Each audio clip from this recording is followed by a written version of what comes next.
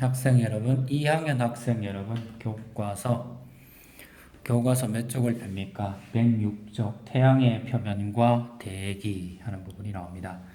오늘은 태양 표면의 현상, 표면의 현상과 태양 활동, 그 다음에 지구에 이게 어떤 영향을 미치는지 거기에 대해서 공부하는 시간입니다. 자, 교과서 펴시고 한번 해볼게요. 태양은 스스로 빛을 내는 별입니다. 우리 지금 바깥에 햇빛이 밝게 빛나는데 저 밝게 빛나는 별, 스스로 빛나는 별은 우리 주변에는 태양이 있습니다. 태양이 우주 공간으로 자기의 빛을 내보냅니다. 그 중에 극히 일부가 지구에 도달해요.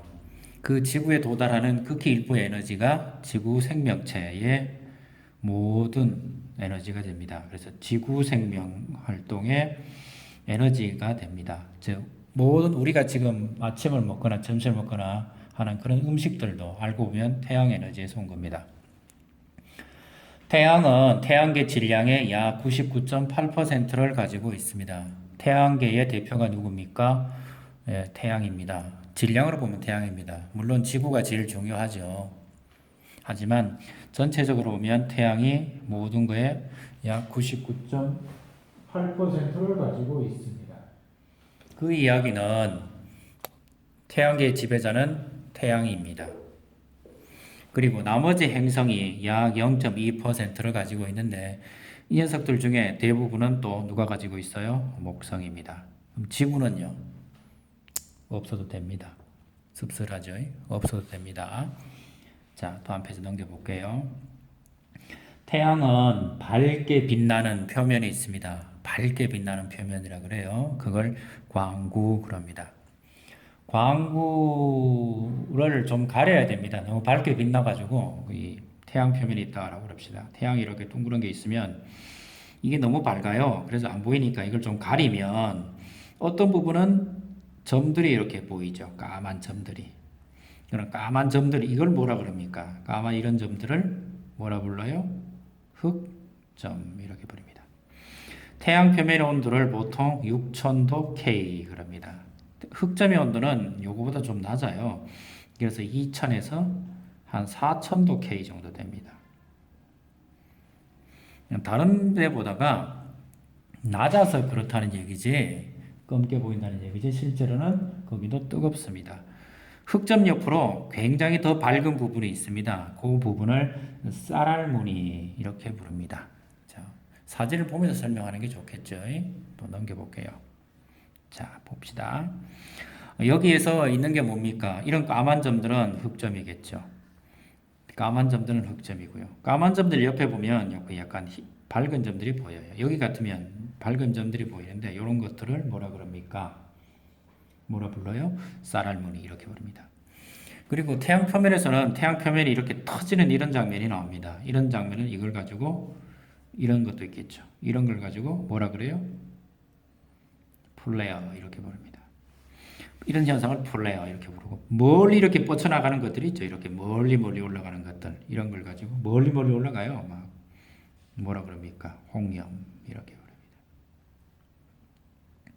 그럼 여기는 어떤 겁니까? 이렇게 막 터지는 것들 이런 것들도 뭐예요? 태양 표면에 터지는 것들 뭐라 그래요? 이걸 플레어.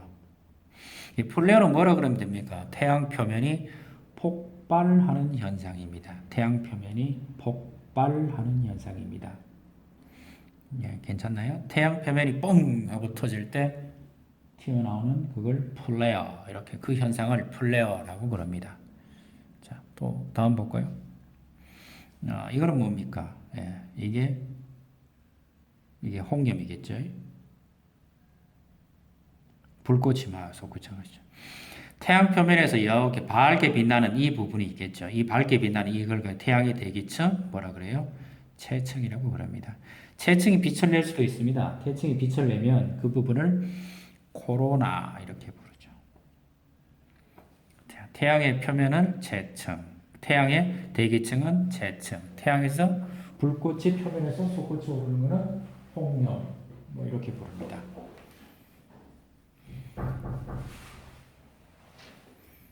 자, 그 다음에 태양은 조용할 때도 있고요, 시끄러울 때도 있어요. 태양이 조용할 때도 태양이 조용한 걸 가지고 극속이라 그러고요. 태양이 시끄러운 걸 가지고 극대기 그렇게 부릅니다.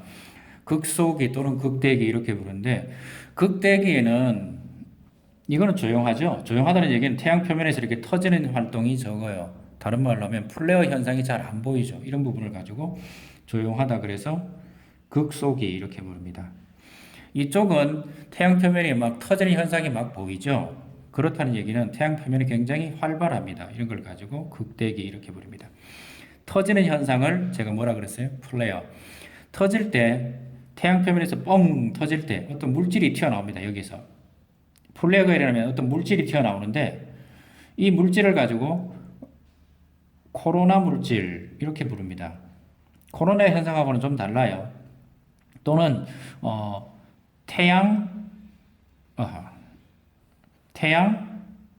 태양풍이라고도 하죠.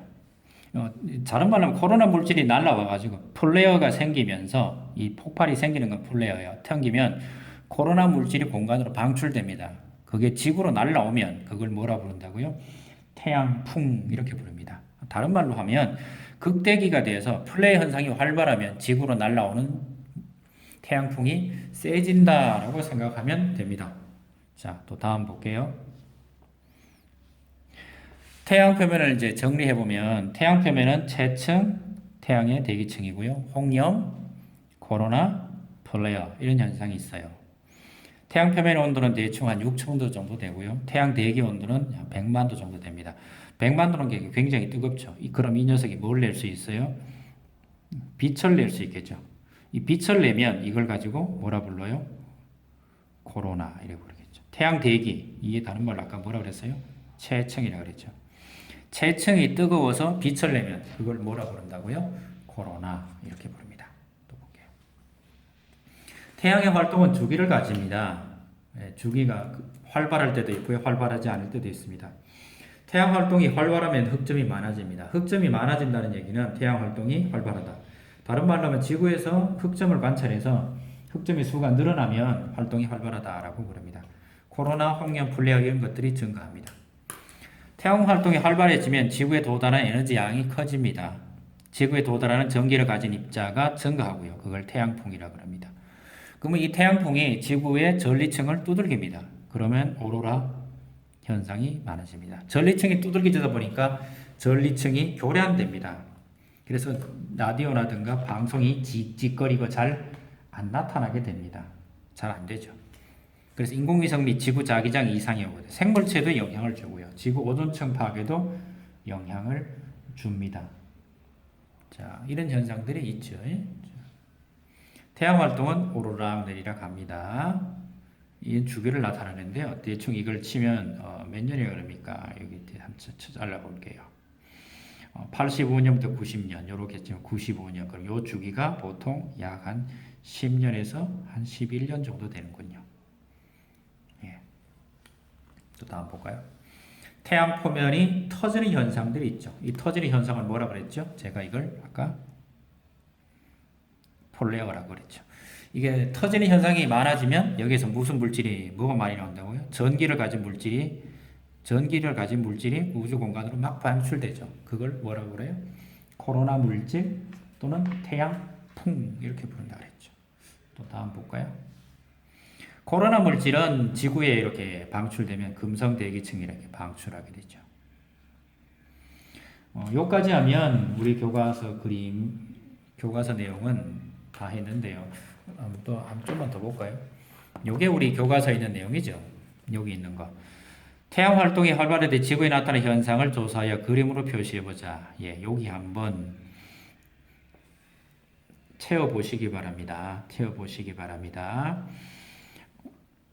어떤 현상이 일어나는지 한번 챙겨보시고요. 자기폭풍, 지구 자기장이 크게 변하고요. 델린저 현상, 장거리 무선 통신이 안 되고요. 방송 통신이 교란됩니다. 그 다음에 원거리 송신탑이 화재라든가 단전, 정전이 될 수 있고요. 인공위성은 영향을 받아서 뭐가 됩니까? 통신 두절이 될 수 있어요. 통신이 안 되는 수가 있어요. 뭐라 합니까? 오로라 현상이 생길 수 있어요. 정전이나 될 수도 있고요. 방송통신이 교란이 될 수 있죠. 항공기에 뭐가 일어납니까? 자기장이 바뀌다 보니까 항법 장치가 고장나요. 자기 위치를 못 찾는 경우도 있어요. 이런 것들을 한번 조사해 보시면 돼요. 이게 영향이 뭡니까? 제가 그랬잖아요. 이게 영향이 뭐라고요? 태양에서 오면 태양의 표면이 터질 때, 다른 말로 하면 플레어 현상이 발생하면, 플레어 현상이 증가하면 그래도 돼요. 뭐가 맞으세요? 전기를 가진 입자가 커지죠. 전기를 가진 입자 증가하게 되죠. 이걸 뭐라 불러요? 태양풍이라고 그러죠. 태양풍이 증가하면 지구에 이런 영향들이 나타나게 되죠. 태양풍의 속도는 초속 한 800, 900km 정도 됩니다. 초속입니다. 800km 정도 됩니다. 굉장히 빠릅니다. 그러니까 태양에서 터지면 뭐 하루나 이틀 정도면 지구에 도달하게 됩니다. 자, 갑자기 뜬금없이 교과서에 뭐가 나와 있습니까? 천체망원경이 나와 있어요. 천체망원경이 나와 있는데, 천체망원경은 대물렌즈 또는 주경이라 그러죠. 대물렌즈, 주경이라 그럽니다. 주경. 눈에 보입니다. 그래서 요거는 저반 렌즈 이렇게 부릅니다. 대물렌즈가 10, 100이라 그러고 저반 렌즈가 10 그러면 둘이 곱하면 1000이 되죠. 그럼 배율이 됩니다. 주경 이런 망원경에서 배율이 큰 의미가 없어요. 뭐 별이 커 보이지도 않고요. 그래요. 하지만 주경이 크면 상이 선명하게 되죠. 이 주경이 커지면 상이 선명하게 됩니다. 그리고 요 쬐만한 건 요거 뭡니까? 쬐만한 망원경이 있는데 어떤 물체를 찾을 때 이거는 광각이에요. 광각이라는 얘기는 보는 공간이 넓습니다. 그래서 이걸 파인더라고 씁니다. 파인더와 이 녀석은 같은 걸 보게 되어 있습니다. 그래서 파인더, 정렬 이렇게 부릅니다. 그럼 선생님 이 통은 뭔데요? 경통. 밑에 있는 건 이거는 뭐라 그럽니까? 이거는 삼각대. 그러면 경통과 삼각대를 붙여주는 달이 가대, 뭐 균형추 이렇게 부르는데, 별은 실물을 보면 상은 뒤집혀 보입니다. 근데 별은 특별한 의미가 없어요. 별은 어차피 동그랗고요. 뭐 하늘에 있는 것 아니니까 괜찮습니다. 육안 관찰은 어떻게 합니까? 뭐 이런 얘기도 있는데, 이게 왜 우리 교과서 정규 교과로 들어왔는지 모르지만 있으니까 제가 좀 해봤습니다. 정리를 좀 해봤는데 한번 볼게요. 전체 망원경 특징을 보고 사용법을 익혀봅니다. 자, 아까 했던 얘기입니다. 전체 관측은 우리나라는 옛날부터 했습니다. 육안 관찰을 했고요. 고려사, 천문지, 왕조실록, 동국, 문헌비고, 첨성대, 서운관. 이거 우리나라에서 관측했을 때 얘기입니다. 이건 우리나라는 아주 옛날부터 관측했습니다. 첨성대는 신라시대 거죠. 서운관은 고려시대 거고요. 고려시대부터 쭉 있었습니다. 이거는 신라 첨성대고요. 이거는 고려 첨성대입니다. 뭐 낮아도 괜찮아요. 지금은 옛날에는 밤이 지금까지 밝지를 않았거든요. 밝지를 않았다는 얘기 생각해 보시면, 도시에 저녁 10시면 다 불 끄고 자니까 밤 한 10시 넘어가면 도시가 엄청, 예를 들면 경주라든가 개경이 엄청 깜깜해집니다. 그래서 이렇게 낮은 도시 한가운데 있어도 괜찮아요. 그리고 여기 높은 이유는 무엇입니까? 뭐 이거는 좋은 거 아닌데 우리 국사 시간에 배우죠. 신라는 나성이라는 게 없어요. 나성이 뭐냐 그러면 도시를 둘러싸고 있는 이런 성이 없어요. 그러다 보니까 도시 내에 뭐가 다녀요? 밤 짐승들이 다녀요. 이거는 신라 거고요. 이거는 고려 겁니다. 고려는 이렇게 땅바닥에 있어요. 땅바닥에 들어누워서, 이건 천지 방향을 맞춰 놓은 거고요. 하늘을 봤겠죠. 이 땅바닥에 있어도 됩니다. 왜? 고려는 개경이나 나성이라는 이렇게 성을 쌓아가지고 사대문을 걸어 잠그면 이 안에는 밤에 뭐가 못 다녀요? 밤 짐승들이 못 다녀요. 그래서 땅에 누워서 해도 됩니다. 근데 신라는 나성이 없다라고 그래요. 그렇다는 얘기는 도시 내에 야밤에 뭐가 막 다니나요? 호랑이들이 다닐 수 있다는 얘기죠. 그거는 뭐 그 정도는 아니고 짐승들이 다닐 수 있고요. 이쪽은 다닐 수 없어서 땅에 있고 좀 높은 데 있습니다. 첨성대입니다. 이건 우리나라 거고요. 이건 유럽 건데요. 티코 브라헤. 17세기에 최고의 천문대를 가지고 계십니다. 이거 자기 집입니다. 동서남북을 딱 맞춰가지고 이렇게 천문대를 만드신 덴마크의 부자입니다. 유광 관찰은 태양 관찰을, 태양빛을 가리는 도구가 필요하고요. 바로 쳐다보면 실명을 합니다. 망원경으로도 절대로 태양은 바로 관찰하시면 안 됩니다. 야간에는 별 및 달 관찰하는데 이거는 해보면 재미있죠. 근데 현실적으로 춥고 여름에는 벌레 많습니다. 꼭 좋지만 않습니다. 영화에 나오면 좋지만 나가보면 밤에 산에 올라가면요 벌레 소리 막 벌레 많고 짐승들 소리 들리고 좀 겁도 납니다. 겨울은 엄청 춥고요. 두루누워서 하면 더 춥습니다. 또 다음 볼게요. 망원경이 나오기 시작한 것은 17세기 초에 안경사들이 만들었고요. 갈릴레오와 갈릴레이가 오페라 글라스를 개량해서 만들었다는 게 처음입니다. 그래서 이 사람들이 제일 먼저 뭘 만들었어요? 목성의 위성 만들었죠. 그래서 굴절 망원경, 반사 망원경 이렇게 두 개로 만듭니다. 반사 망원경을 요즘 잘 만들죠. 이쪽에 나오는 게 우리 교과서에 아까 봤던 거 이게 굴절 망원경. 이쪽에 있는 게 뭐예요? 반사 망원경. 반사 망원경은 이 뒤쪽에 뭐가 있습니까? 거울이 있습니다. 여기는 주경이 그럼 앞에는 뭐가 있는데요? 앞에는 비었습니다. 앞에는 반사 이건 반사예요. 반사 망원경 앞에는 여기는 뭡니까? 렌즈 없습니다. 그리고 제일 뒤에 뭐가 있어요? 렌즈 거울이 있습니다. 렌즈는 없고요. 반사시켜서 여기에다가 빛이 이렇게 모이게 해놨습니다. 거울이 어떤 거울입니까? 오목 거울이 여기 있습니다. 이거는 굴절 망원경인데요. 굴절 망원경은 앞에 여기 뭐가 있습니까? 이걸 대물 렌즈라고 그러죠.